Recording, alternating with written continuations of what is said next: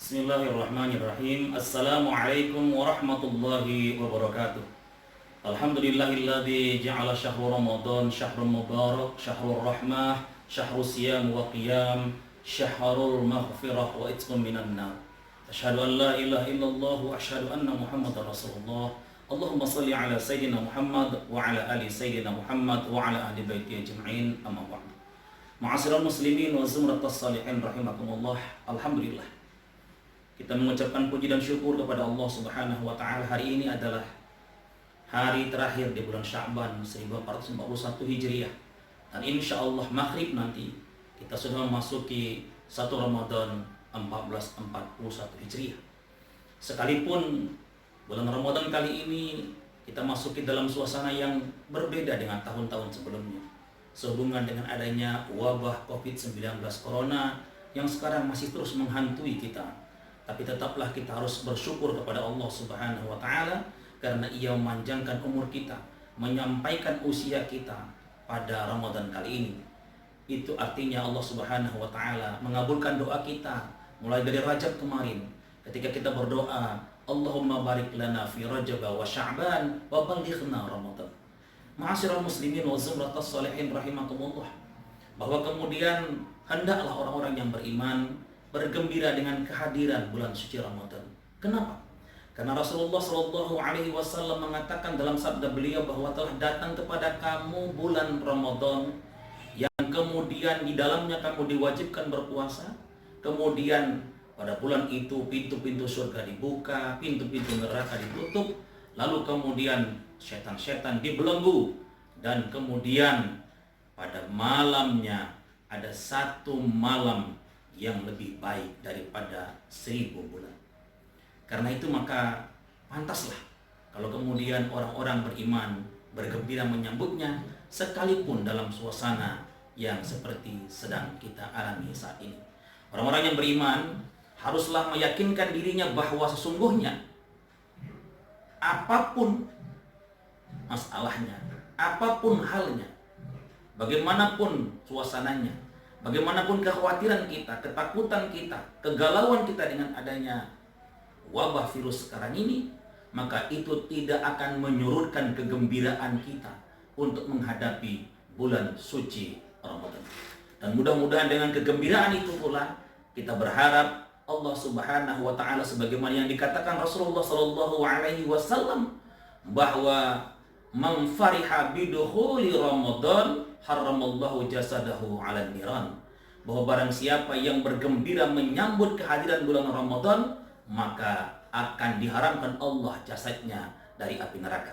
Sekalipun ini sebagian ulama mengatakan adalah hadis yang dhaif, tapi karena tidak bertentangan dengan hukum, maka insya Allah kita meyakini bahwa bergembira menyambut kehadiran bulan suci Ramadan adalah sebuah anugerah. Sebab kenapa hadirin yang dirahmati Allah Subhanahu wa taala? Banyak orang-orang yang mengaku beragama Islam, banyak orang-orang yang mengaku beriman kepada Allah, tapi kemudian mereka ketika datang bulan Ramadan tak menunjukkan tanda-tanda kegembiraan mereka. Bahkan mereka merasa resah, gelisah, merasa terbebani dengan adanya kewajiban puasa. Lalu kemudian mereka merasa berat karena akan mengeluarkan banyak uang untuk membeli takjil dan lain sebagainya.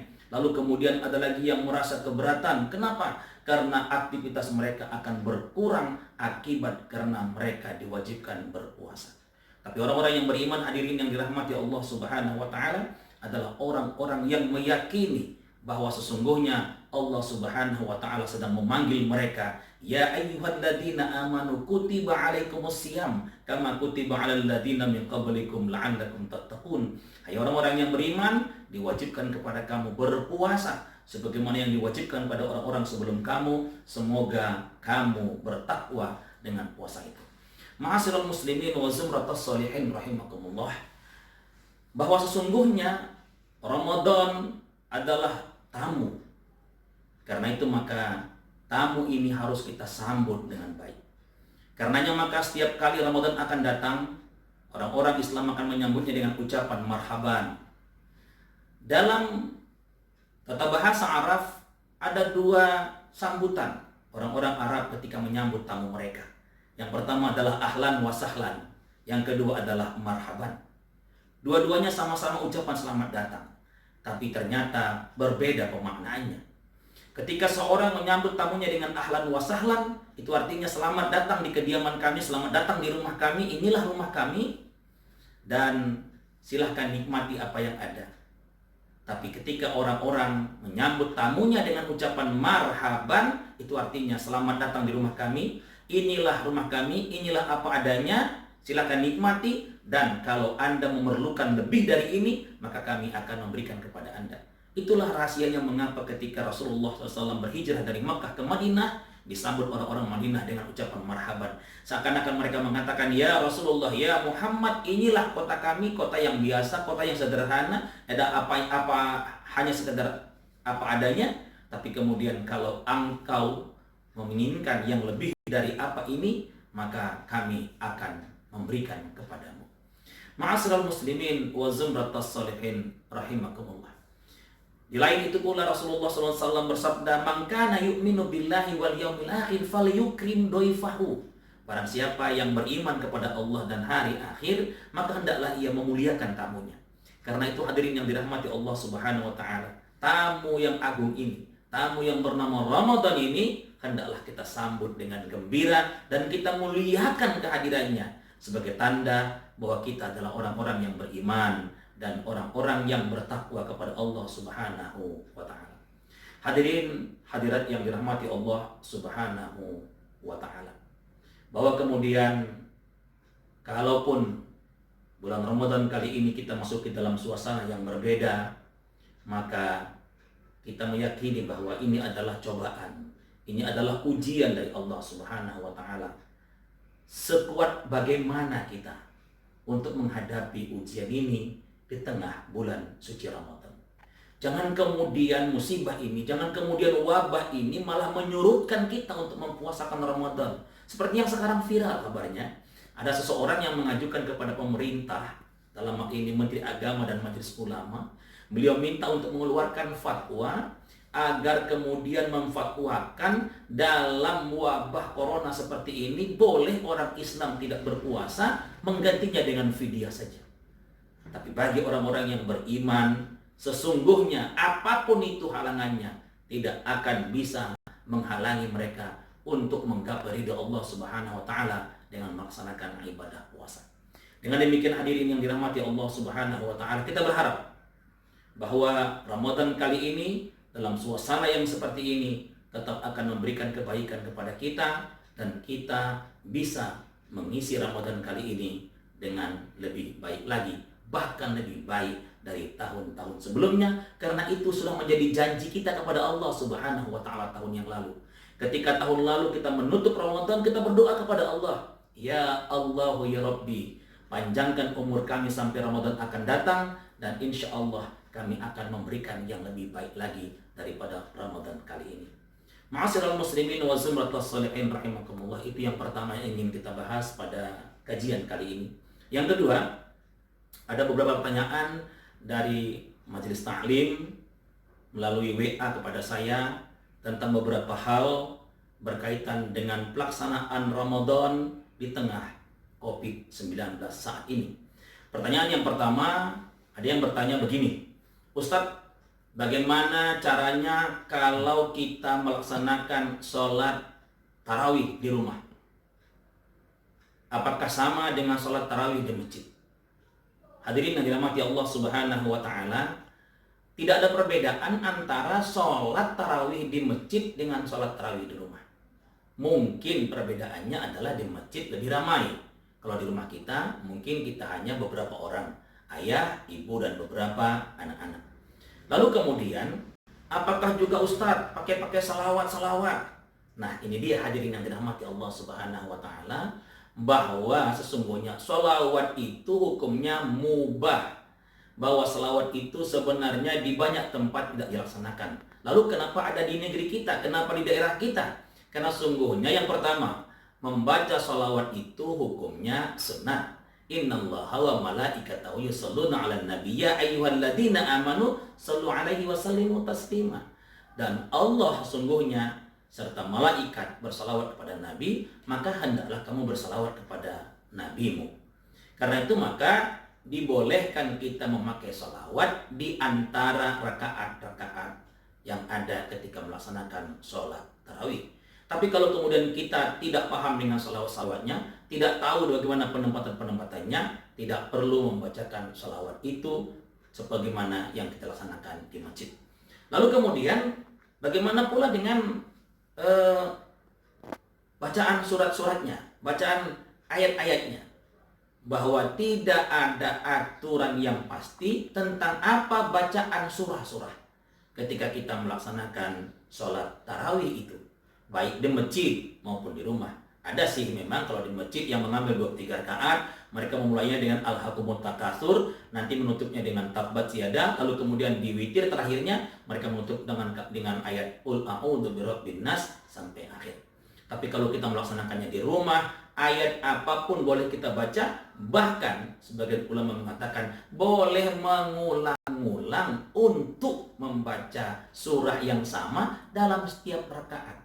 Tapi kan gak mungkin saja kita melaksanakan itu, karena paling tidak kita punya beberapa ayat hafalan, ayat-ayat pendek, seperti misalnya wal asri inna a'tainakal kautsar idza ja'a nasrullahi wal fathu qul a'udzu birabbil falaq qul a'udzu birabbin nas qul huwallahu ahad. Itu saja kita ulang-ulang, itu sudah cukup memadai. Hadirin yang dirahmati Allah Subhanahu wa taala, bahwa kemudian tak ada alasan bagi kita untuk tidak melaksanakan sholat tarawih sekalipun mungkin kita dilarang. Kami ingin menyampaikan kepada hadirin sekalian tentang pertanyaan yang kedua. Ustadz, bagaimana kalau kemudian kita tetap datang ke masjid untuk melaksanakan sholat tarawih? Kami ingatkan kepada kita semuanya bahwa Majelis Ulama sudah mengeluarkan fatwa bagi daerah yang zona merah dan dikhawatirkan memang akan terjadinya interaksi yang membahayakan antara jamaah, maka sebaiknya tidak usah ke masjid untuk melaksanakan sholat tarawih. Tapi bagi daerah-daerah yang masih memungkinkan untuk melaksanakannya, maka silakan melaksanakannya, tapi dengan melihat beberapa ketentuan-ketentuan yang berlaku. Lalu kemudian pakailah masker. Ada juga yang bertanya gini, Ustadz, boleh nggak pakai masker kalau sholat? Tidak ada larangan pakai masker untuk sholat, karena sesungguhnya masker itu tidak menghalangi sujud seseorang ketika ia melakukan sujud kepada Allah Subhanahu wa ta'ala. Kalau kita misalnya datang ke masjid melaksanakan sholat tarawih, tapi kemudian kita sedang batuk, sedang bersin, maka hendaklah kita membawa masker. Atau saran saya, untuk sementara bagi yang batuk, bagi yang suka bersin, bagi yang sedikit pilek, peluh, jangan datang ke masjid untuk tarawih sekalipun bukan sedang kena COVID, bukan ODP, bukan PDP. Kenapa? Karena paling tidak akan membuat kehusukan jamaah lain terganggu. Ketika misalnya kita sholat Allahu Akbar, lalu kemudian di tengah imam membaca ayat, lalu kemudian kita batuk, yang di samping kita akan berpikir, aduh mak, ini orang udah kena COVID, maka terganggulah kehusukan orang itu. Bahkan lalu kemudian ada yang bersin, ini sudah takutnya membubarkan jamaah di masjid. Karena selama ini kalau ada orang bersin, yang bersin mengucap Alhamdulillah, yang sampingnya mengucapkan Yarhamukallah. Tapi sekarang tidak, yang samping kita justru akan mengucapkan Innalillah. Hadirin yang dirahmati Allah Subhanahu wa ta'ala, apapun itu bahwa Ramadan kali ini harus tetap kita jalani, karena sungguhnya ia datang kepada kita untuk memberikan kebaikan-kebaikan kepada kita. Karenanya maka mari angkat tangan kita, lalu kemudian berdoa kepada Allah Subhanahu wa ta'ala. Ya Allah, ya Rabbi, tamu kami telah datang yang bernama Ramadan, dan kami akan menyambutnya dengan baik. Kami mohon kepadamu ya Allah keberkahannya ya Allah. Satu di antara keberkahannya ya Allah, semoga Engkau mengangkatkan wabah virus COVID-19 Corona dari negeri ini dan dari negeri-negeri kaum muslimin sedunia. Innallaha ma'as sabirin. Sesungguhnya Allah bersama dengan orang yang sabar. Bersabarlah dalam hal menghadapi musibah yang sekarang sedang terjadi. Semoga Allah memberikan kebaikan-kebaikan kepada kita semua.